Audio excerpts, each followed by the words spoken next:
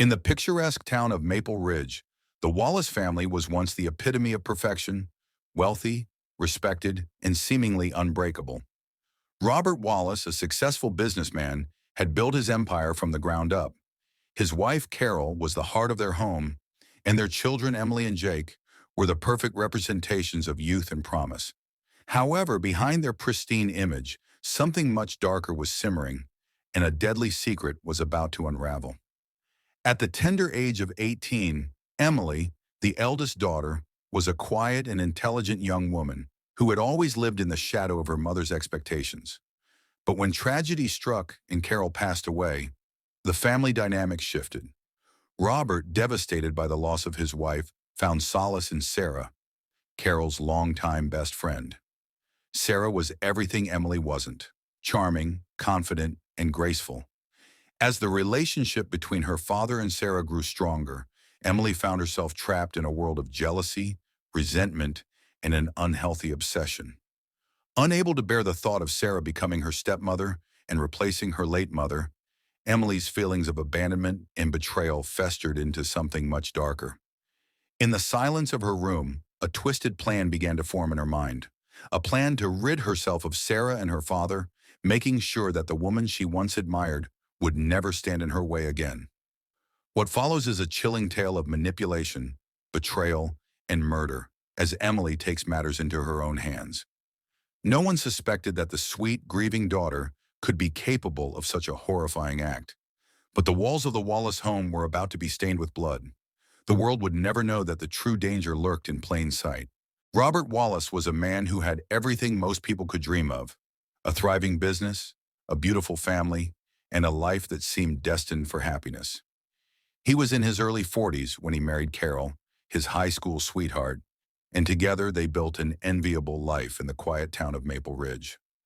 Robert's success came from his determination and sharp business acumen. After starting his own real estate company, he grew it into a multi-million-dollar empire, becoming one of the town's most influential figures. Carol, his wife, was the anchor of the family.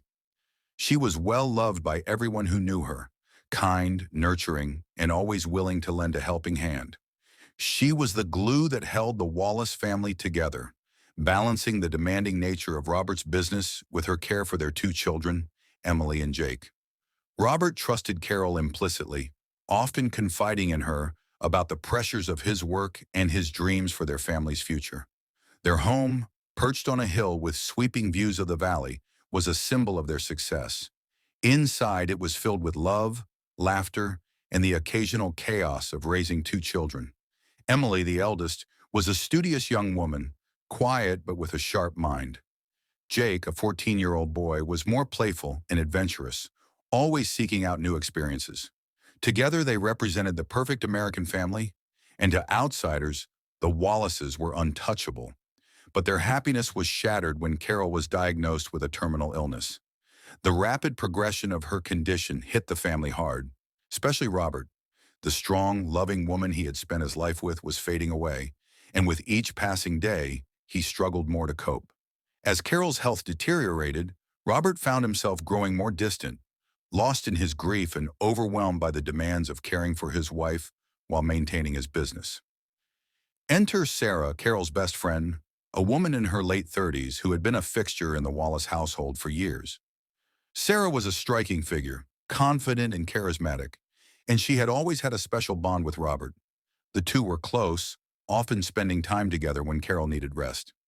As Carol's illness progressed, Sarah became more involved in the household, offering support to Robert and helping with the day-to-day care of Carol. It was during this time, in the midst of their shared grief, that Robert and Sarah's relationship began to evolve from a platonic friendship into something more intimate.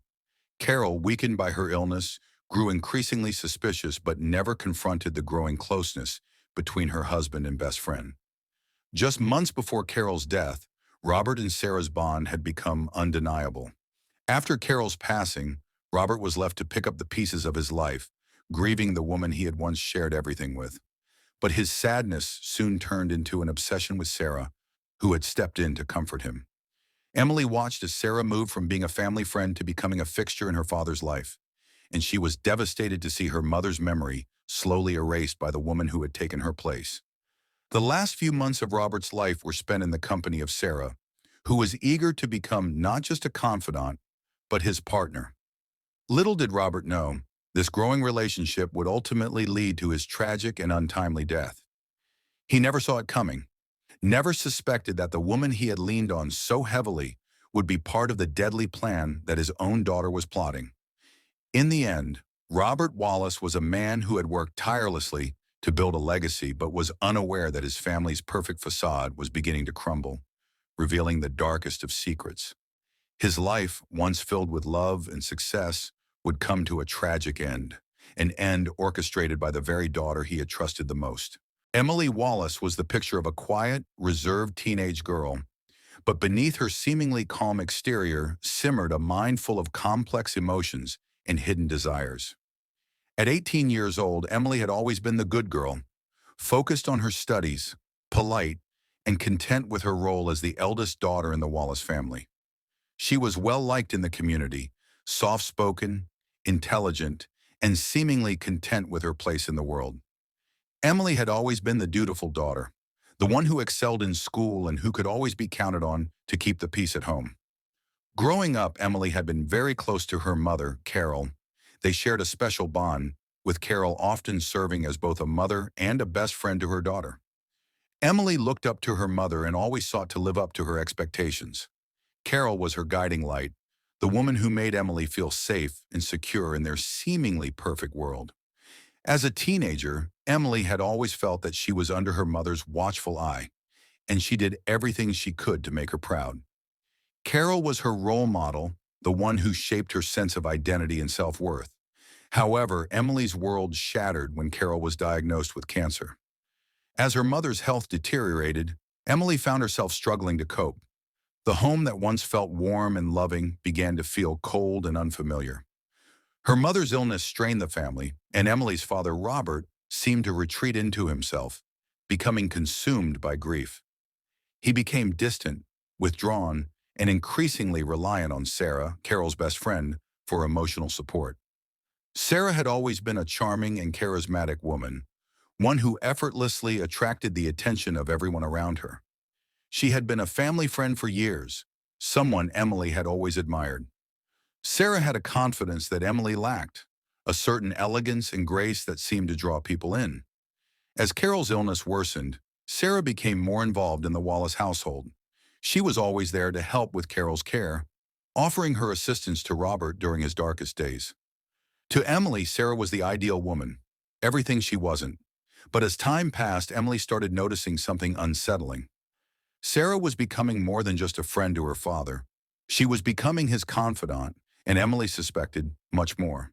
The pain of seeing Sarah slowly replace her mother in her father's life began to fester inside Emily.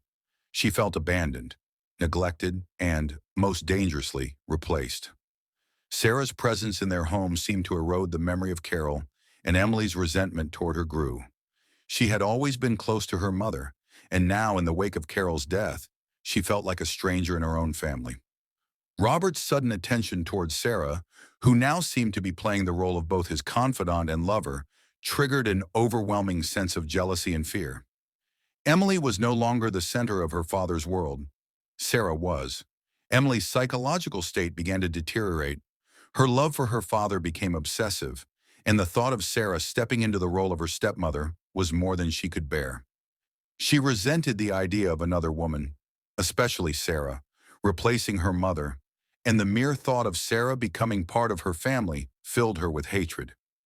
Emily felt cornered.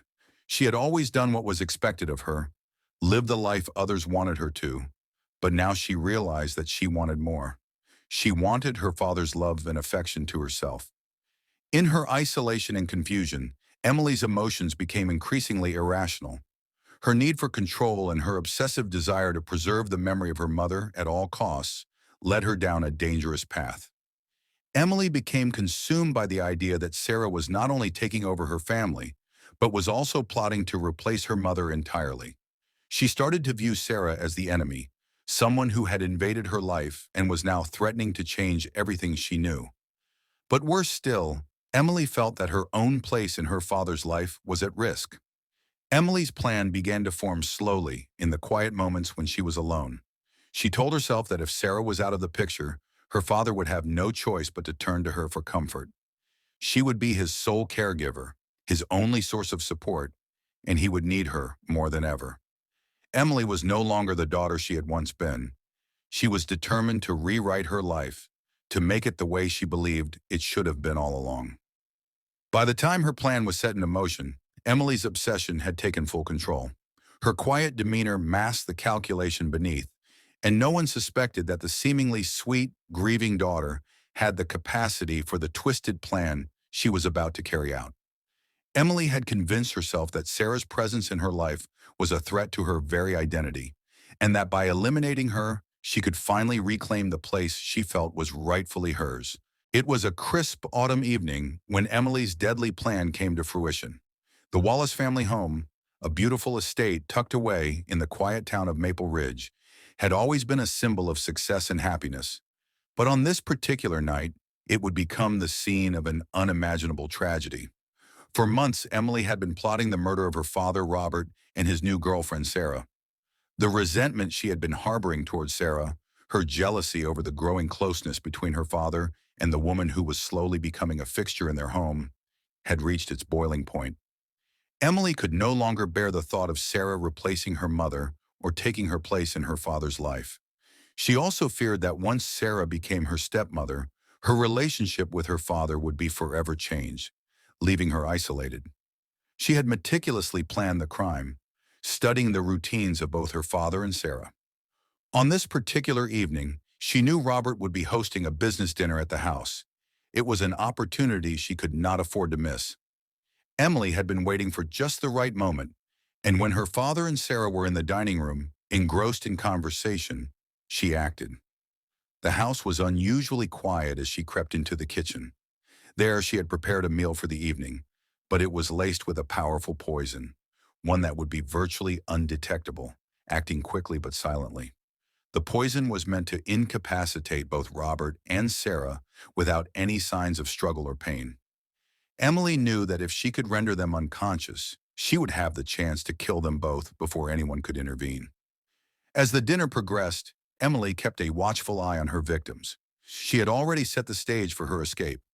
When the time came, she would stage the scene to look like a tragic double suicide, making it seem as though Sarah and her father had fallen into a moment of despair over Carol's death, with the added twist that they had taken their own lives. Emily believed this would shield her from suspicion and allow her to assume control of the family's fortune. But things didn't go as planned. As she watched Robert and Sarah eat, a sudden knot twisted in Emily's stomach. There was a growing sense of unease in her chest. Something wasn't right. The poison she had mixed into their drinks should have worked by now. But instead of seeing the signs of their inevitable collapse, she saw Robert smiling at Sarah, their connection apparent. He looked happy, genuinely happy. It was a smile Emily hadn't seen on his face since Carol had passed away. Her jealousy boiled over. The tenderness between her father and Sarah only deepened her feelings of abandonment. She wanted him to need her again, to rely on her as he had when Carol was still alive. Emily's mind raced as she watched Sarah laugh, oblivious to the fact that Emily had already prepared their fate. In that moment, something inside Emily snapped. The well-thought-out plan of poison seemed too slow, too uncertain. She needed immediate action. Without thinking, she grabbed the heavy, silver candlestick from the table, her hand trembling with a mixture of anger and desperation. She approached her father, who was sitting with Sarah, and before either of them could react, Emily brought the candlestick down with all her force, striking Robert across the back of the head. The blow sent him crumpling to the floor, unconscious, blood pooling around his head. Sarah screamed in shock and horror, standing up and backing away. But Emily wasn't finished. In a moment of terrifying clarity, she turned towards Sarah, her mind consumed with the one thought. She had to make sure Sarah could never take her mother's place. The years of bitterness, jealousy, and rage surged forward in a violent crescendo. With a quick, violent motion, Emily swung the candlestick again. This time, it struck Sarah squarely in the face.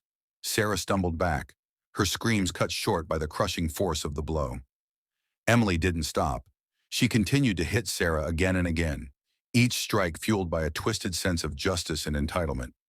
The woman who had taken her place in her father's life was now nothing more than a broken body on the floor. When it was over, the silence in the room was suffocating. Both Robert and Sarah lay motionless, their lives snuffed out in a violent outburst that no one could have seen coming. The woman Emily had once admired, the woman who had replaced her mother, was now gone. And her father, her one remaining connection to the world, was lying unconscious in a pool of his own blood. Emily stood over their bodies panting, her heart pounding in her chest. The rush of adrenaline began to subside, replaced by a cold, eerie calm. She knew what had to come next. She quickly staged the scene, rearranging the bodies to make it look like a murder-suicide. Robert and Sarah's hands were placed together as if they had been holding each other in a moment of despair. The gun Emily had secretly planted near them, one that had been taken from her father's collection, was positioned carefully in Robert's hand. She draped a note next to them, a note she had written herself, designed to make it look like they had both given in to grief and taken their own lives. Once everything was set, Emily left the room, stepping into the hallway with an eerie calm. She stood for a moment, her mind racing with the consequences of her actions. She had just taken the lives of the two people who had threatened to destroy her family, and now she was free to take her place. But even as she left the scene behind her, a voice in the back of her mind whispered doubts. Could she get away with it? Would anyone suspect her, the dutiful daughter, the grieving girl who had lost both her mother and now her father? Emily pushed the thought aside. She had carefully planned everything. No one would ever know what she had done. As the house settled into its eerie quiet, the grim truth began to sink in. Emily Wallace had committed a crime that no one could have ever predicted. A teenage girl had orchestrated the brutal deaths of her father and his lover, all to claim the life she believed she was entitled to. The Wallace family home, once a place of warmth and comfort, was now a crime scene. The discovery of Robert and Sarah's bodies sent shockwaves through the community of Maple Ridge, and the police were immediately called in to investigate. It was clear from the outset that something wasn't right. The seemingly perfect family, once admired by all, had been torn apart in a violent and tragic way. When the authorities arrived, they found Robert and Sarah's bodies positioned as if they had been victims of a murder-suicide. Robert, with the gun in his hand, lay on the floor next to Sarah, who had been struck repeatedly with a blunt object. The bloodstains were still fresh, the gruesome scene suggesting a struggle had taken place. A note written in shaky handwriting was found nearby, apparently written by Robert, expressing his despair and his decision to end everything because of the loss of Carol, his wife. The note read, "I can't live without her anymore. I've failed her and our family. I've caused too much pain. I'm sorry. Please forgive me." At first glance, it appeared to be a tragic case of a man who, grief-stricken by the loss of his wife, had decided to end it all, taking Sarah with him. The investigators speculated that the note pointed to the possibility of Robert's fragile mental state following Carol's death. It seemed plausible that the grief had overwhelmed him, pushing him to commit such a horrific act. However, Detective Laura Jennings, an experienced investigator known for her keen eye and intuitive approach, wasn't convinced. Something about the scene felt off. She had seen enough crime scenes to know when something didn't add up, and in this case, she couldn't shake the feeling that the apparent murder-suicide was too neatly arranged.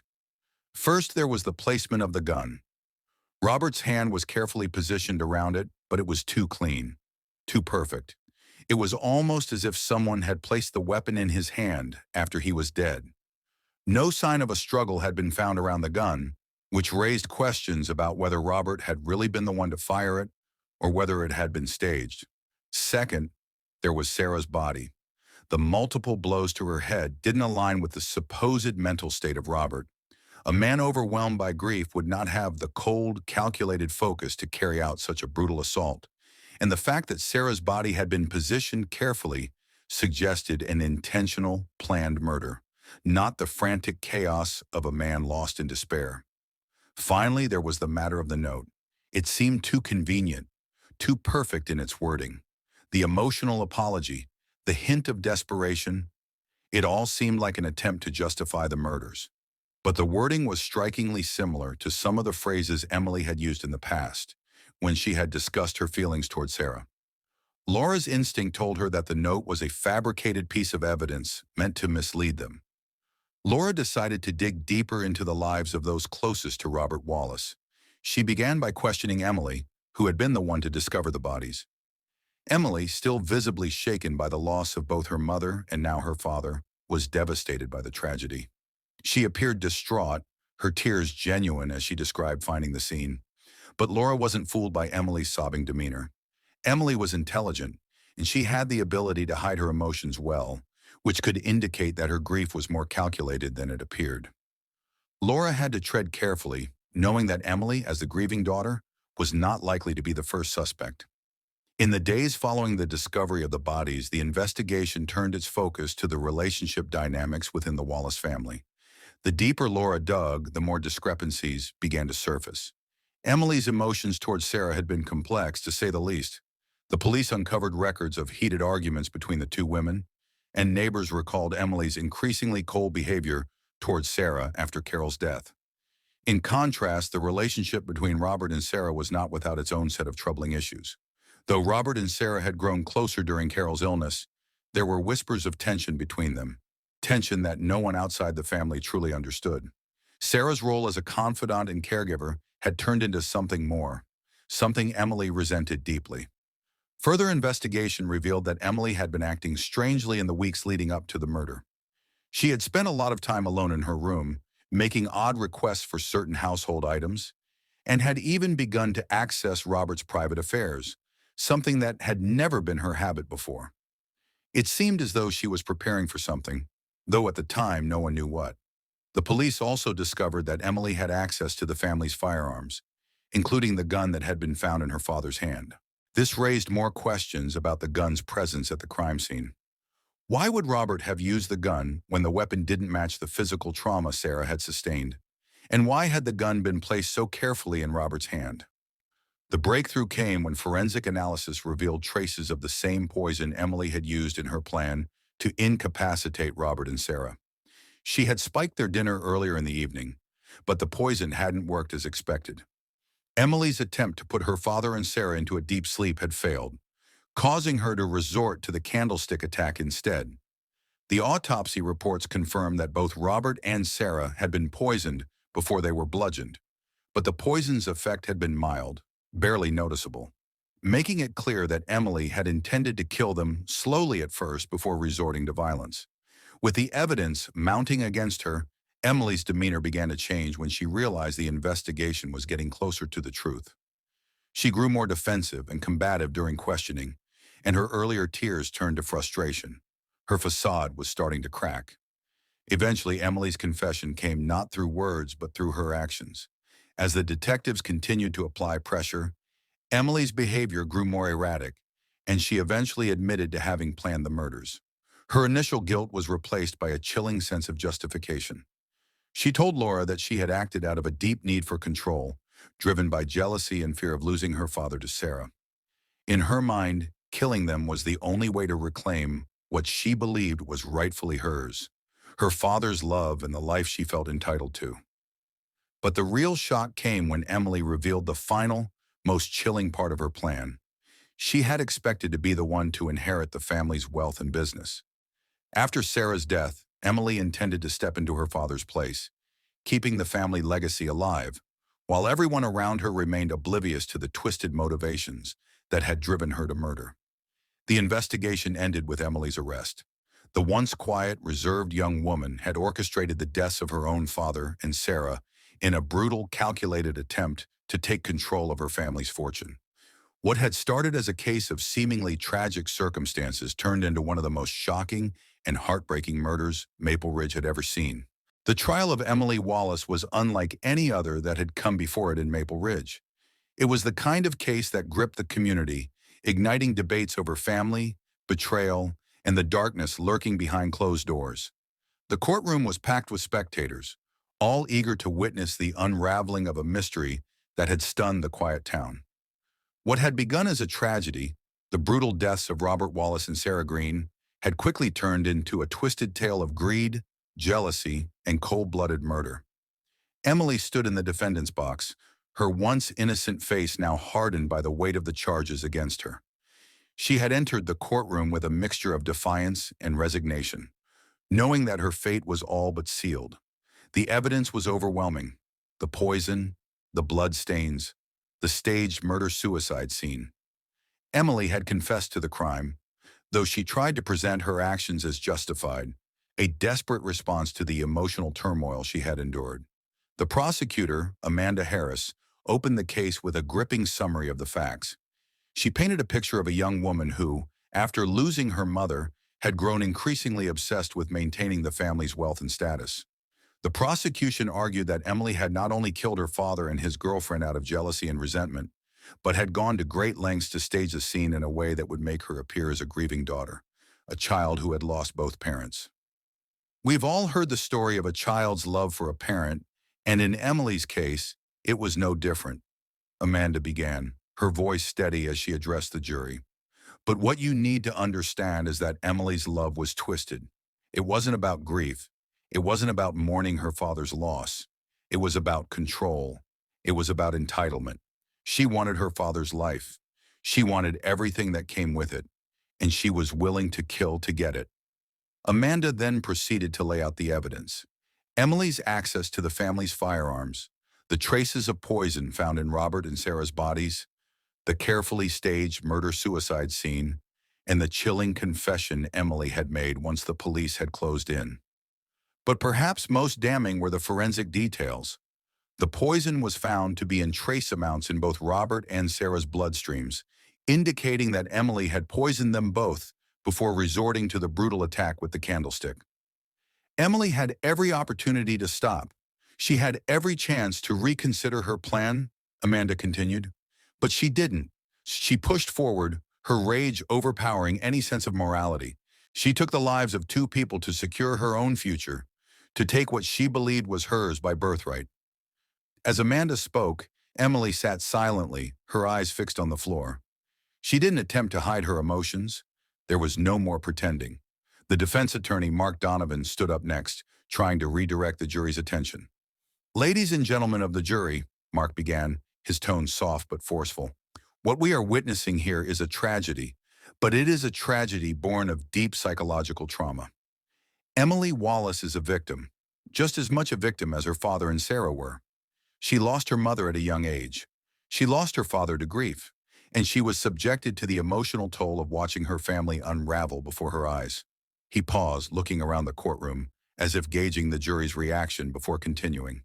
"You may ask yourselves, how could a young woman, seemingly innocent, commit such heinous acts?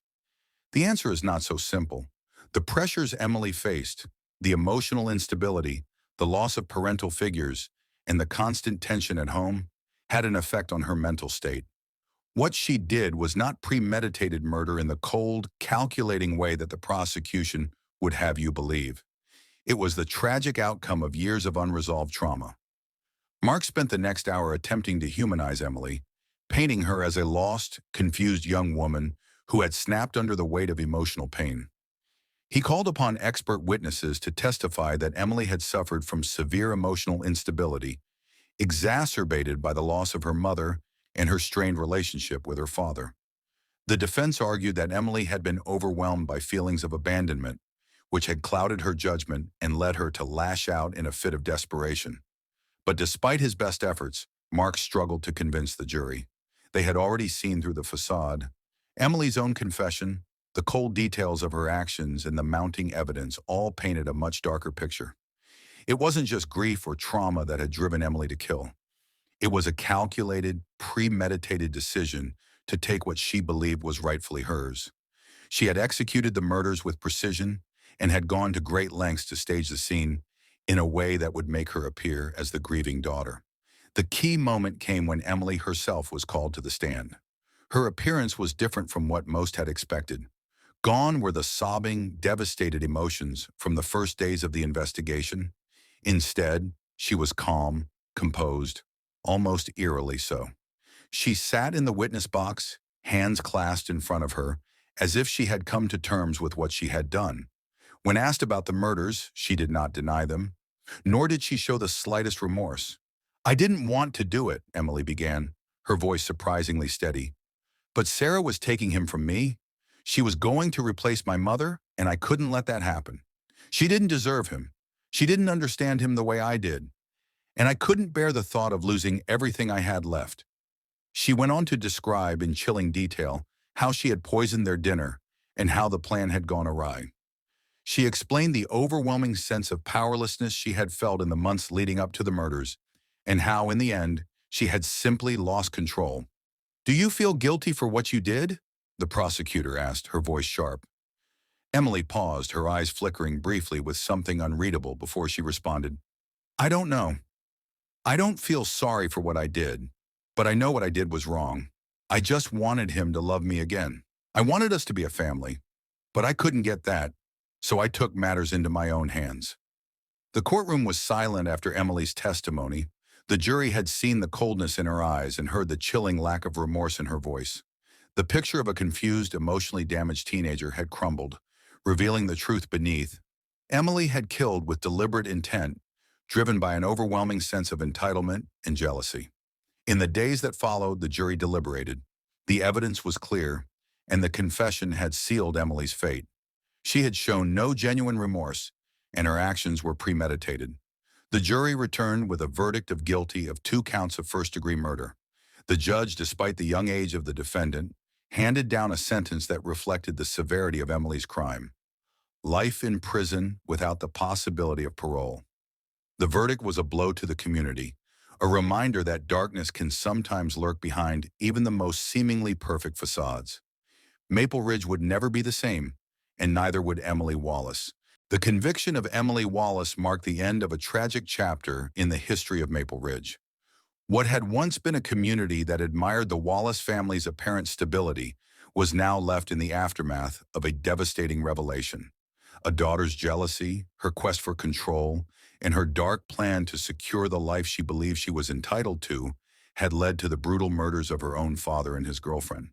The trial, with its shocking testimony and heart-wrenching details, left an indelible mark on those who witnessed it.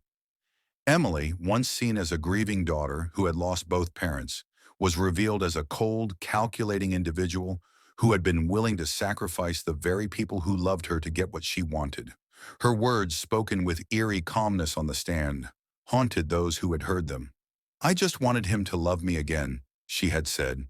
But in the end, Emily's twisted actions had only led to her own destruction and the loss of the family she had once hoped to control.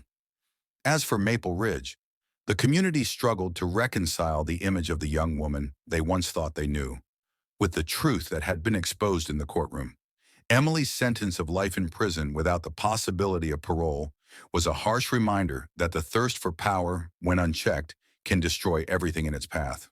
The Wallace family, once a symbol of what seemed like an ideal life, was now nothing more than a cautionary tale. Robert Wallace and Sarah Green, who had been killed by someone they had loved, would be remembered not just as victims of a brutal crime, but as casualties of the dark secrets that had festered within their own home.